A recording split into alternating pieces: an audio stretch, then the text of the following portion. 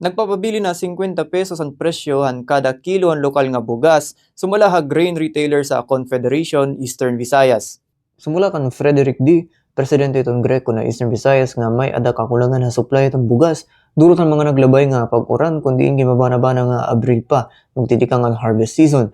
Dugang pa ini nga usa nga rason likod itong paghitaas sa presyo, han bugas kay ang limitado nga supply han imported nga bugas nga diri supisyente ngan kulang pa para ang merkado. Mababaroan naman nga presente in naabot at 2,300 to 2,600 pesos ang presyo itong kada sako ang imported nga bugas. Samtang nga ada naman na 42 to 43 pesos ang presyo kada kilo han samulawon nga bugas. Ginlalauman naman ni Dy nga apurahon han gobyerno ng pagpapasulod ng imported nga bugas. Agod nga ma-stabilize na ang presyo itong produkto ngan maging supisyente ang pagkaon han katawhan. Tikang didiha Tacloban City Hall grounds ini Bombo Renzo Lisigas. Ngan inian Bombo Radio Philippines, the #1 most trusted source of news and information. Basta Radio, Bombo!